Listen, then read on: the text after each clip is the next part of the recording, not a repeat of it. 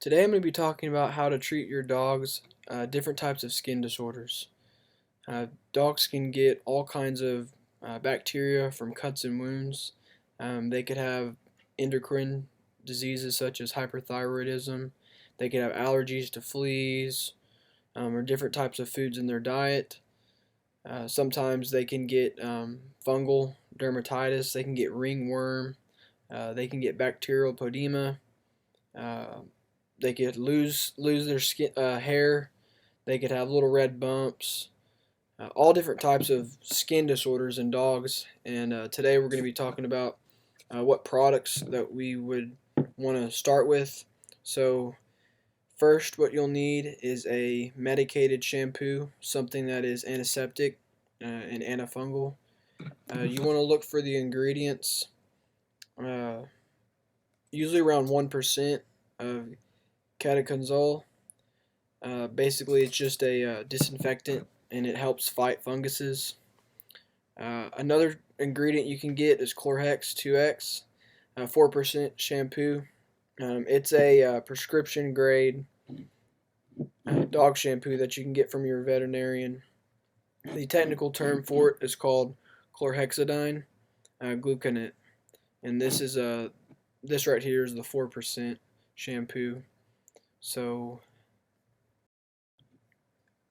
some other things you'll need to get for this process is you'll need some nitrile gloves.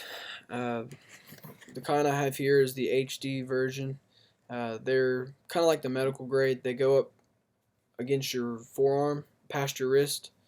So I usually get the large and extra long. That way I don't get any types of bacteria or fungus on my hands, and then I can just throw them away after. I prefer the powder free because whenever you can take them off from your hands, you know that you don't have powder all over you. It's a lot cleaner. They're a little bit more expensive, but in the long run, I think they're worth the purchase. You can get them at you can get them at Walmart. You can get them on Amazon. You can get them from like your local Tractor Supply. Something else that you'll need is a good hair dryer. Here is a picture of my hair dryer that we use. It was just a cheap, $15, $20 hair dryer. They make better blow dryers that you can get for dogs, but it just wasn't in our budget. But you want to get your dog dry. That's the purpose, to keep the bacteria and the fungus from growing, because they thrive on moisture. So you want to make sure you have a hair dryer. You also need at least 2 towels. One towel for drying your dog and one towel to place them on whenever you get them out of the bathtub. So here's a picture of 2 towels that I use. Just your basic general towel from Walmart or Target or something like that.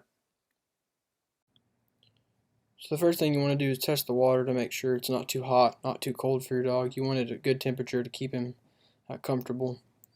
You want to make sure that you avoid the eyes and the ears. You want to thoroughly soak him. That way when you apply your product, it'll evenly spread and get all of the areas for you.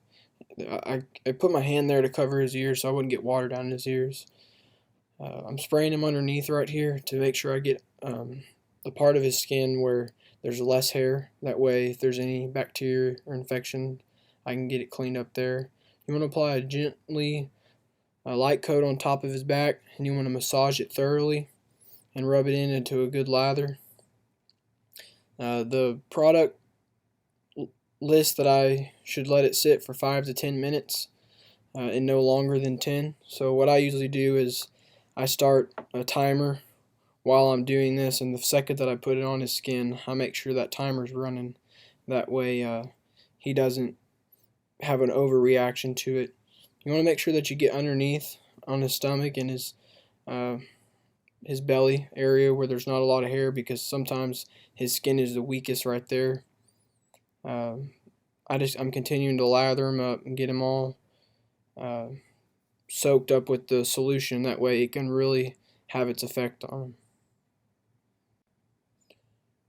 Once you let it soak for 5 to 10 minutes, you want to make sure you go ahead and spray him off real clean. You want to get all the soap off. You make sure to avoid the eyes. I'm holding his head up here, that way I don't spray none of the soap and let it run downhill into his eyes or his ears. So you might want to hold your dog's head up a little bit to keep him from getting that.